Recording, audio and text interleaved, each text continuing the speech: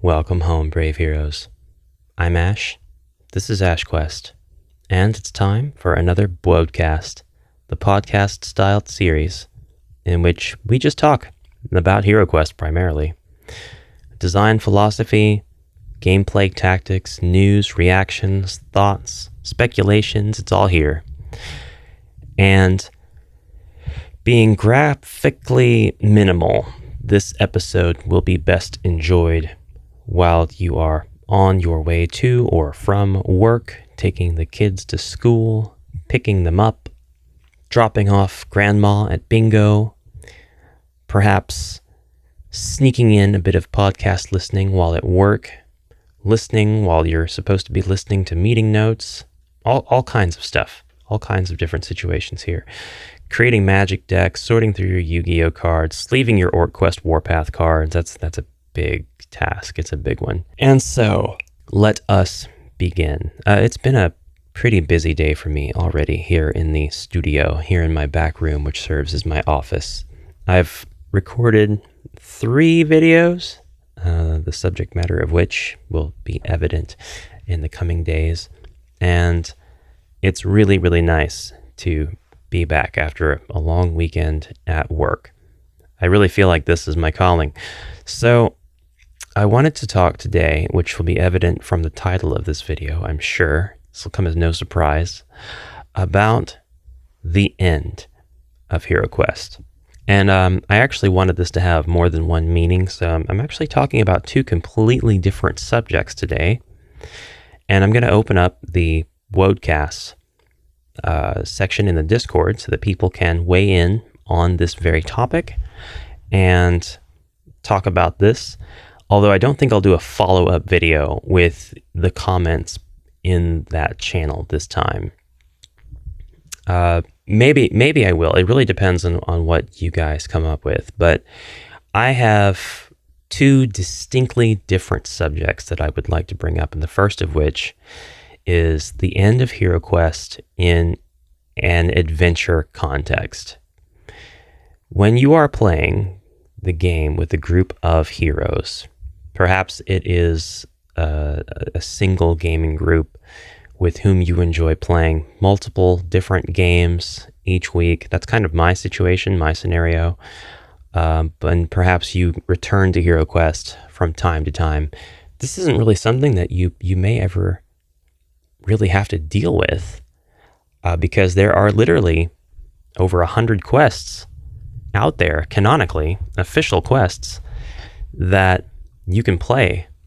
And they may not all be available in the most recent edition to everybody just yet to get to that total. But I mean, there are a lot of quests available to play. And if you're getting through, say, like 1 quest a week or the like, then you are definitely going to take a while to get through all of them. We've got 14 quests in the base game. We've got 10 quests in Keller's Keep and Return of the Witch Lords. We've got 34. We've got 7 group quests in Mage of the Mirror, 7 group quests in the Frozen Horror. That brings us up to 48. Playing 1 quest a week, we're already at about a year. That's not including the mythic content, which brings us into the 70s if we don't include Crypt of Perpetual Darkness. And then, of course, into the upper 80s once we include Rise of the Dread Moon. With the online quests, we're probably past 90. And if we include the European stuff, the classic UK and EU stuff, we've got into our 100. Now, we know that Against the Ogre Horde's coming out, and that's going to provide us with at least 7 group quests. I mean, we know this. There's no way that they're going to lessen the amount of quests from 7. But for those of you who are on track and making progress, and your heroes are perhaps gathering more than once a week, or perhaps you are playing more than 1 quest a night. Perhaps your veteran heroes are having a blast and they are blazing through the quest and they are solving problems and they're talking and they're taking everything seriously and they're not just drinking beer or looking at their phone while you're reading the quest notes or anything like that. That is the ideal situation for you. And if you have that, you are in the zone. You are some of the most ideal HeroQuest players, some of the most ideal experiencers, enjoyers of the IP. You really are. And anybody should be lucky to be in that scenario, whether you're a Zargon or a hero, or a Morcar, I suppose, or a Grimdead. But if that is the case, then you will eventually have to face the end of HeroQuest. So perhaps there's more than one meaning to this, even in the adventure context. The end of the official quests. When does it occur? I'm sure everybody's going to have their own answer. And that's kind of my answer, that everybody's going to have their own. For me, if I had that situation where I had a party of adventurers and they were consistent, they all showed up, they all wanted to play, and we covered several games a night and we got through all of the currently available content. If we could achieve that, 1, yeah, I'd be over the moon. 2, it would all be on video. There's no way I wouldn't record that. And 3, I would probably, at the conclusion of the last available official canon Avalon Hill released quest, in whatever timeline, timeline doesn't matter in the context of this video. Order of quest doesn't matter in the context of this video. When we complete the last quest, it will be open-ended. I will say that is the end of the adventure for now. And we will shelf our heroes until the next official expansion releases. Now, why do it that way? I mean, there's thousands, I think, of homebrew quests at this point. I mean, if you don't believe me, my quest jam spawned a good 60, and that was just one event. That was 60 quests that came into existence. And some of you who have good memories or sharper minds might go back and look and say, Ash, that's not 60. It was before the disqualifications. Yeah, and even though some quests had to be disqualified on technical merit, they were still quests. They were still created to be played. And yeah, you had one quest out of all of the submissions that was so much of a joke quest that it was pretty much unplayable. It's just, a bunch of jokes about BwodeCast video on HeroQuest and why it's so great. That's fine. And it was a valid entry, and I didn't want to disqualify it, even though it wasn't really a playable quest. But even then, at the same time, it did have a beginning, middle, and end, and it could have been completed. So it did count as a quest anyway. So there's homebrew for years out there, and this stuff has been getting created since way before Age Quest Builder, since way before the HeroScribe app, because the paper trails, the paper quests that the original owners of HeroQuest have been photocopying and drawing on and making for decades.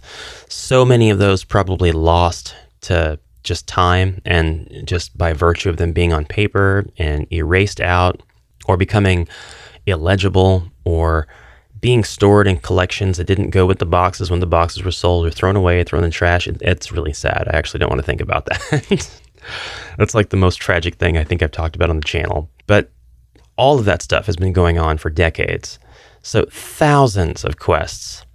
So why not pick and choose homebrew systems that you can include to keep the adventure going? Well, I'm not going to advocate for or against any particular homebrew campaign.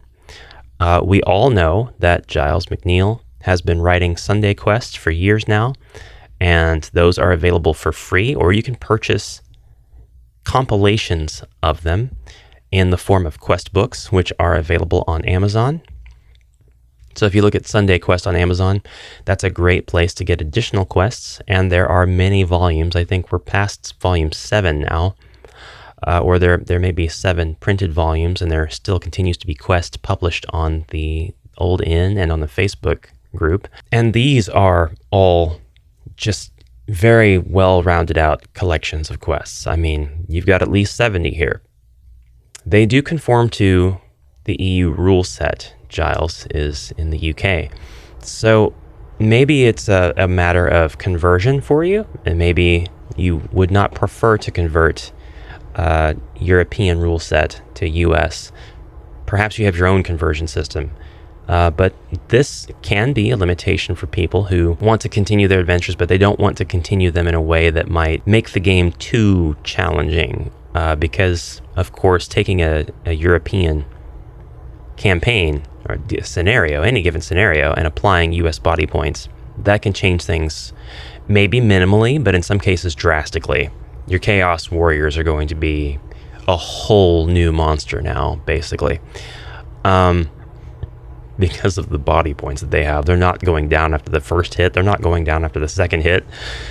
So it can be a huge challenge spike in some cases. And that could be enough to turn players off of the novelty of the things that are introduced in the different quest packs, the official quest packs. But if you're playing the EU version, that would be a perfect way to continue your adventures. They are mostly all based on you having all of the EU components and the EU expansion components. So it can be a great way to continue your quests. If you are holding out for official, then we do know Avalon Hill has the property. They are actively developing for it, and there's not really an end in sight. The expansion material may slow significantly from this point forward. We've had a lot of stuff coming out in, I would say, a pretty short amount of time. A lot of us have not gotten through the quests that are available before we see new stuff being announced, new campaigns. A lot of folks who did not back the Mythic tier, who didn't get those Mythic tier quests, they're seeing Prophecy of Talor and Spirit Queen's Torment being released before they have a chance to finish Rise of the Dreadmoon, and so on. And this is not a bad thing. This is a good problem to have. It means more quests are waiting for you at the end of your current campaign. And everybody will get to experience these in different ways. They'll all have different entry points. Some of them will have completed the game system and will be starting into the expansions fresh from the game system, skipping all of the other available ones. Some people will have completed Keller's Keep and might decide, you know what, Prophecy of Talor next. That makes more sense to me than any other configuration. I'm going to do it in that order because I really want to play Prophecy of Talor with my party. Some people might have finished Keller's Keep and Return of the Witch Lord and want to start on Prophecy of Talor. And the combinations just go on and on and on. Where is your end of HeroQuest? And where does HeroQuest actually end? That's a question that might be fun to talk about.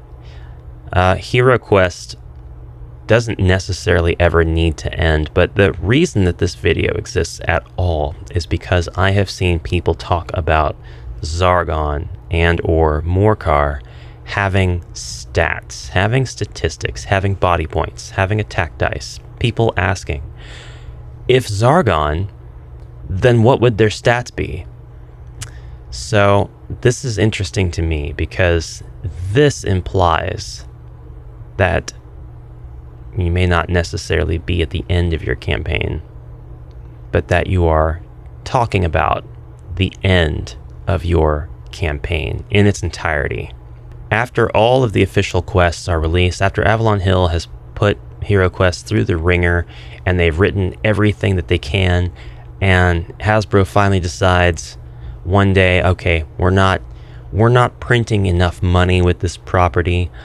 And who knows? That day may not come. They might continuously provide it with new content and find ways to incorporate it into other media. We might see some of the crossovers that we talked about in a previous episode of BwodeCast, which some will rue the day that comes for sure. So some will dread the day the My Little Pony and HeroQuest crossover is canon. But if that doesn't happen, if HeroQuest does not survive on its own merits for the next decade, then we come to a point where it ends again. And we don't know if it ends on a conclusive note, if it ends on a cliffhanger, if it is an open end, such as all of the campaign endings that happened back in the day. A sort of, you did well this time, heroes. Zargon's forces are kept at bay for now. And then, the end. That, to me, is the most graceful way to end anything. But the possibility exists, it hangs in the air, that somebody might drop an expansion wherein Zargon themselves is the big bad boss at the end. Perhaps you fight him or her or them throughout the entire campaign in which they are released. Perhaps it is a multi-part battle that happens near the end of the campaign, or perhaps it's just one big dramatic boss fight that could be multiple phases or just one. And once that hero lands the final finishing blow, once the hero slays Zargon once and for all, well, that is the true end of HeroQuest as we know it. Okay, so that's just kind of some speculation from me. I like to talk about things definitively, but then I'm taking a step back and I'm saying this definitive thing is really just an alternative. It's really just a possibility. I don't deal in too many absolutes, so this is one way that the series could end. The series of campaigns, the series of HeroQuest. However, I think that would actually be wrong. I really disagree with the idea of Zargon as a character in-game. Zargon to me is not a monster, rather, that is placed on the board. Zargon is the board. Zargon is the willpower of the heroes. Zargon is what keeps everything going. Zargon keeps the entire world moving, the entire story driving forward. To me, Zargon is not something that needs to have body points, mind points. Slaying Zargon means the end of HeroQuest to me. I don't think that the story needs continue if Zargon is laid low. There doesn't need to be a son of Zargon, for example. Anything that any progeny of Zargon can achieve, Zargon should be able to do, and better. And that just is one version of events. You guys can absolutely drop your ideas about how a game system should continue on ad infinitum forever, even if the main enemy dies or is taken out of the equation. For me, the person who was running the game, though, has that role of Zargon. They embody Zargon. And with that comes the role and responsibility of running the game, of making sure everybody's having a good time, role-playing, if you will, and controlling everything. Having that sort of representation of the heroes slaying that fifth player, that Zargon player, once and for all, that's something that, man, we talk about psychology for a bit. It's one thing to play a game and be a hero and sink all of your time into putting the actions of that hero into practice, putting them on the table, playing them out, making those decisions as if you were the hero, playing the role, becoming arbitrarily, vicariously this character and acting them out, either as you would act if you were in their scenario after having chosen a role that you think suits you best, or playing them as if they were a puppet and just trying to make sure they are acting in character for who they are, regardless of what you would do in the situation. And then having that character be killed once and for all by a monster in a dungeon, left to die in obscurity as the rest of your party members scramble to collect your treasure and then survive by the skin of their teeth, fleeing the dungeon's dangers or taking down the boss so they can get to the end door and finish the scenario. To have that happen, that's vicarious death. I'm not sure how to term that, if there's an existing psychological phenomena associated with it. But to have that, and to have your heroes be able to die, and to roll new heroes, you are still fighting the same DM, the same GM, the same evil wizard player, the same Zargon, through and through. It is the same evil against which you are all allied. The same wizard player against which all the heroes have to survive dungeons full of skeletons and orcs, to finally lay that character low on the board, that has to mean, to me, the end of the game. That would be a scenario best suited for when you know you are done with this game, that future expansions will hold no interest for you, that homebrew from anybody else will hold no interest for you, for the party with whom you are playing the game. The death of Zargon is, to me, a way to definitively end the entire experience. So I would caution anybody who wants to talk about the Zargon as a character or as a boss to consider those points, because to me, after Zargon, HeroQuest just isn't the same.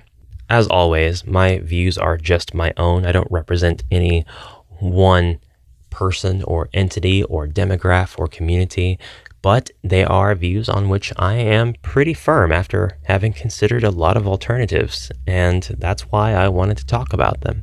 I just wanted to put things into some perspectives and see if anybody learned anything new or has already considered the stuff and has their own viewpoint that they can offer. So if you do, please feel free to do so in the comments below. The end of HeroQuest as a concept exists in different forms. We have the end of the game that you are playing, as in the end of the experience in terms of lore, in terms of all the character progression and battling and combat, leading to the one final climactic battle in which the last boss, the most powerful enemy of all, is finally slain. And the end of HeroQuest as an IP, which I don't think will ever really happen. I think even if Avalon Hill reaches the end of its run with it, which is more likely to happen someday, maybe 5, maybe 10 years from now. Who knows? Who knows? And may it reign forevermore. But if not, then somebody else invariably is going to pick it up afterwards. Another company who thinks that it would be worth the money, maybe not soon after, but at some point after, for sure. Pick it up, see if they can make money off of it, print it in a form we haven't seen yet, market it to newer viewers, keeping the homebrew alive, keeping all of the mechanics and interpretations alive. They'll have a wealth of lore to draw upon should that happen. They'll be starting off in a better place than Avalon Hill started off. They'll even have like the interpretations of the rules changed from EU to US already done for them, since Avalon Hill is doing that. But that is looking at a very future visioned possibility. That's not looking at the present. It's not looking at the medium term, and really it's questionable as to whether it is even going to be in the long term in the next 10 years. I hope it's not, because we have a really good company handling the IP right now. The only way it could be any better is if Avalon Hill were entirely its own entity, had its own funding, had its own autonomy, completely and totally separate and apart from Hasbro, because then we would be able to hold the company accountable for 100% of everything that we think goes wrong, versus being unsure whose problem it really is and being truly kind of unable to hold Hasbro accountable for anything at all. That's a discussion for another time. Heroes, what is the end of HeroQuest to you? How do you define it? Would you say that one party could definitely reach the end of HeroQuest because they were sure that they just wanted to play the game system, Keller's Keep, Return of the Witch Lord, and the 2 US expansions, and then be done? Would you say that definitively you could say the same for the UK players, those who might finish the game system in the first 2 X packs and then the EU exclusives? Would you say that the end of HeroQuest can be done at all? Or is it contextual? Does it depend on the thoughts and feelings of those at the table and Zargon? And what do you think will happen with the property in the next 5 years? What do you think will happen with the property in the next 10 years? No, I don't want to speculate, not in this video, about the oft-speculated, repeated assertions about the Dwarf and Wizard quest packs and the Wizards of Morcar. I want to know what you think will happen much beyond that, much farther down the line. We're talking past Crypt of Perpetual Darkness. We're talking after all of everything we've talked about so far has been exhausted. What's there at the end of HeroQuest? Brave Heroes, thank you very much for listening to this episode.